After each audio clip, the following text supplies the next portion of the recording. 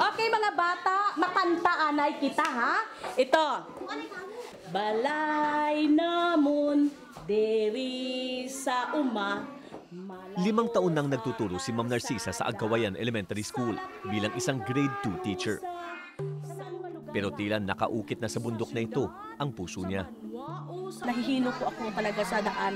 Kasi kahit pagod ka at saka gutom ka, talaga pag tinatawag ka doon sa baba, talagang pupuntahan mo yan. So naranasan ko na talaga lahat-lahat na kahirapan. So hindi po talaga ako nagsusuko, ma'am.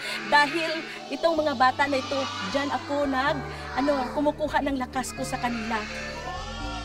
Nagtatanong si Papa, wala. Mas madalas pa niyang kasama ang mga bata rito kaysa sa kanyang 2 anak na teenager.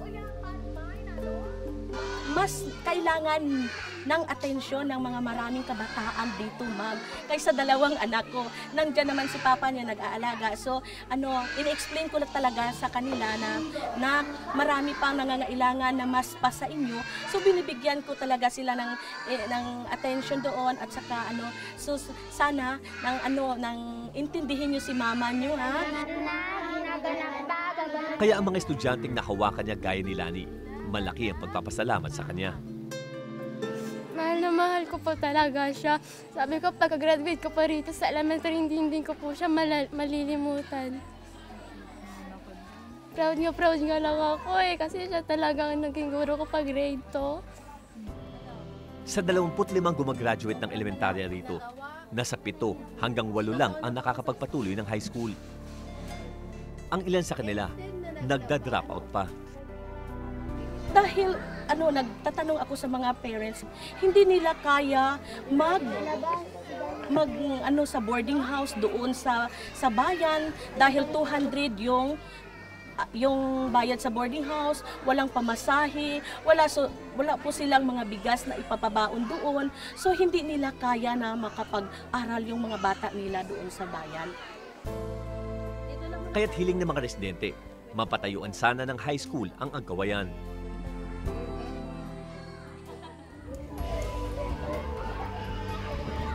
Kapag nakagraduate, pangarap ni Lani ang maging isang teacher. Para matulad po ang guro namin dito. Kasi naawa naman po ako sa mga batang tulad ko eh. Gusto ko talagang tulungan sila para marunong sila. Kasi hindi ako gusto na sila eh. Lulukuhin lang ng mga tao. Ito po talagang gusto ko para matulungan ko na rin po ang mga guro ko po rito. Kasi naawa na ako sa kanila kasi pasaway ang classmates ko eh. Kaya't handa raw siyang suungin ng lahat para matupad ito. Mahirap pa talaga pag tumawid ng baha kasi ang lalim ng tubig. Kahit basta kami pumunta ka po rito sa paaralan, kahit tumutuloy yung paaralan namin, kulang sa kalat, kulang po sa upuan. Pero walang high school sa Agkawayan. Nasa 20 kilometro ang layo ng pinakamalapit na high school mula rito. At ito ang kalbaryo ng mga magsisipagtapos ng elementarya dito sa bundok ng Burias, gaya ni Lani. Mahirap lang naman po kami kasi si Ine may sakit. Si Itay naman marami naman siyang utang binabayaran.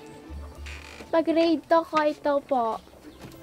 Tapos pag grade 3, pag grade 4 ko ito, 2. At ito, pag grade 5 ko na. Ito para naman. First honor si Lani sa klase mula grade 2 hanggang kasalukuyan. Talaga akong absent noong grade 1 kasi liit ko pa. Tapos naisip ko na po na mahalaga pala pag umaral.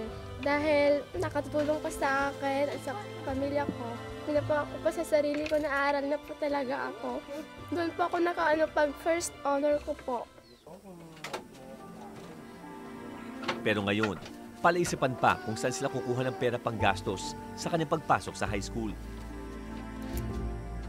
Gusto ko lang po sana na matulungan yung paaralan namin. At saka yung daan, mahirap talaga pag umaral ang mga bata.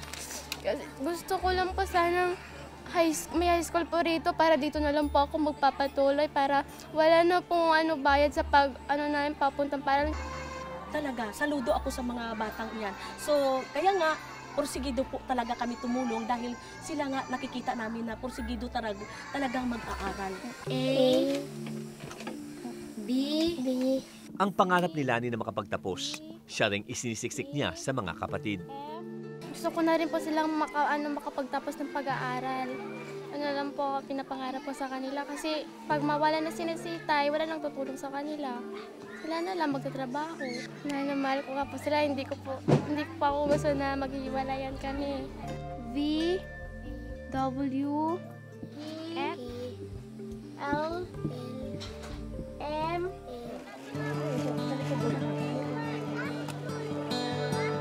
pila na po yung mga bata. Habang hindi pa nasusolusyonan ang kanilang problema, nagbitbit ng kaunting sorpresa ang UCT para sa kanila. Ay, oo nga, mababaw lang yung kaligayahan ng mga bata dito kasi makikita niyo naman kahit nang mayroong dito, nandyan sila sa gilid-gilid lang at saka konting bigay lang ng mga lollipop, yun na talaga, maligayang-maligaya na sila. At saka kahit lang yung matatanggap nila kasi hindi nila naranasan na kumain ng mga ganyan-ganyan. Isang simpleng merienda at mga tsinelas.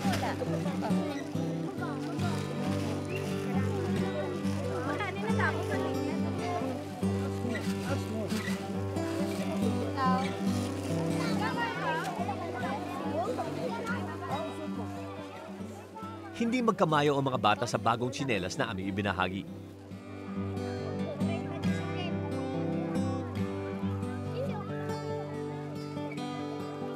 Kamusta? Marami. Ano? Simpleng pasalubong na alam naming makakabawas sa kalbaryong kanilang susuungin araw-araw. Aminado si Ma'am Narcisa, sakripisyo ang propesyon nilang mga guro sa bundok. Pero ni minsan, hindi pa sumasagi sa kanyang isip na iwanan ito. Siguro nakikita pa talaga na mas kailangan pa ako dito ng mga bata. Kasi kung talagang talagang pursigidong teacher yung dapat dito na mayroong kasi ako ko talaga yung sikmura ng mga karamihan dito.